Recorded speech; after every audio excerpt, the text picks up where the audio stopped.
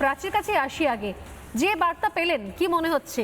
উদ্বুদ্ধ আপনারা, আপনারা উজ্জীবিত, আপনারা আশাবাদী, কি মনে হচ্ছে কত দ্রুত নিজের দেশে ফিরতে পারবেন, আবারও প্রত্যাবর্তন হবে আপনাদের? জি, অনেক ধন্যবাদ। আমরা অবশ্যই আশাবাদী। তবে সবচেয়ে গুরুত্বপূর্ণ যে বিষয়, বঙ্গবন্ধু কন্যা শেখ হাসিনা যেটি বলেছেন, তিনি জীবনের ঝুঁকি নিয়ে মামলা হামলাকে উপেক্ষা করে তিনি বাংলাদেশে জনগণের প্রয়োজনে বাংলাদেশের গণতন্ত্রের সাথে বাংলাদেশকে রক্ষা করবার জন্য তিনি ফিরবেন। কিন্তু এই মুহূর্তে বাংলাদেশের যে বাস্তবতা সেটি অত্যন্ত ভয়ঙ্কর। রক্তাক্ত এক বাংলাদেশ, জঙ্গিবাদ, সন্ত্রাসীর বাংলাদেশ। কাজে এখানে সবচেয়ে গুরুত্বপূর্ণ যে প্রশ্নটি এসে যায় সেটি হচ্ছে বঙ্গবন্ধু কন্যার শতভাগ নিশ্চিত নিরাপত্তা আমাদেরকে নিশ্চিত করতে হবে এবং আওয়ামী লীগের উপরে যে নিষেধাজ্ঞা আছে সেটিকেও তুলতে হবে। কারণ আপনারা নিশ্চয়ই সকলে জানেন 5ই আগস্ট 2024 বঙ্গবন্ধু কন্যাকে তারা নির্মমভাবে হত্যা করার পরিকল্পনা নিয়েই গণভবনে ঢুকেছিল। কাজেই সেই সময় যেটি তারা পারেনি, এই মুহূর্তে বাংলাদেশের যে পরিস্থিতি, তাদের যে আচরণ, তাদের যা ঘটে যাচ্ছে, তাতে আমরা এই বিষয়টা নিয়ে শঙ্কিত।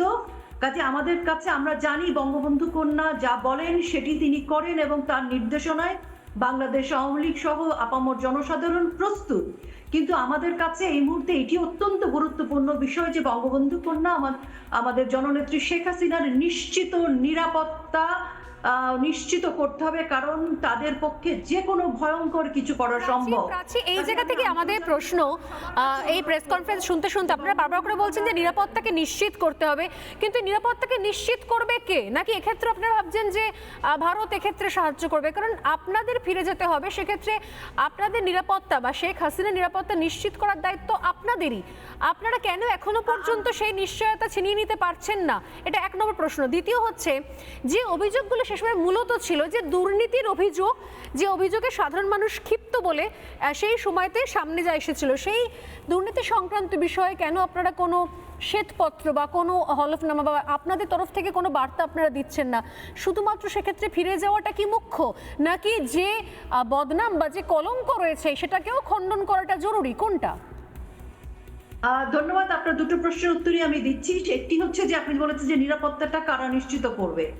বাংলাদেশ আওয়ামী লীগের রাজনীতি করবার মতো পরিবেশই নেই, আর যেখানে সন্ত্রাসী জঙ্গিবাদরা পুরো বাংলাদেশকে তাদের অভয়ারণ্য তৈরি করেছে। কাজে এই নিরাপত্তা নিশ্চিত করবার ক্ষেত্রে আমরা ভারত শুধু নয়, আন্তর্জাতিক পরিমণ্ডলের কাছেও আমাদের আবেদন থাকবে যে বাংলাদেশে যে জঙ্গিবাদের উত্থান ঘটেছে সেই বিষয়ে আমাদের সকলকে কিন্তু ভাবতে হবে। কারণ শুধু বাংলাদেশের জঙ্গিবাদ শুধু বাংলাদেশ আওয়ামী লীগের জন্য যে ভয়ানক একটি অশনি সংকেত তা নয়, এটি এই দক্ষিণ এশিয়া বা সাউথ এশিয়ান যে রিজন সেটি সহ সারা পৃথিবীর জন্যই আমি মনে করি হুমকি স্বরূপ।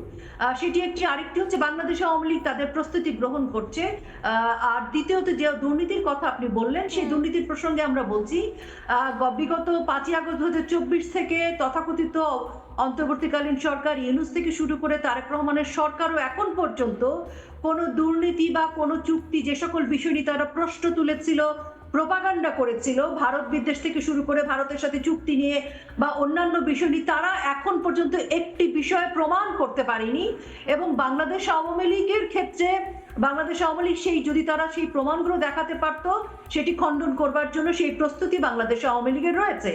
কারণ আমরা মনে করি যে এখন পর্যন্ত তারা বাংলাদেশ আওয়ামী লীগের বিরুদ্ধে যে সকল মিথ্যা জুলাই স্ক্যাম, হত্যার সংখ্যা নিয়ে, হত্যার ঘটনা নিয়ে যে প্রোপাগান্ডাগুলো তারা করেছে সেটি এখন পর্যন্ত প্রমাণ করতে পারেনি, দুর্নীতি নিয়ে প্রমাণ করতে পারেনি। এবং যে মামলাগুলো দেওয়া হয়েছে, অসংখ্য লক্ষ লক্ষ মামলা, সেটিও কিন্তু সবই মিথ্যাচার, মিথ্যা মামলা, সেটিও তারা প্রমাণ করতে পারেনি। কাজে এই নিষ্পত্তি আসেনি। এটা ঠিক কথা, এটা ঠিক কথা। প্রাচী, আমাদের সঙ্গে একটু থাকুন। আমাদের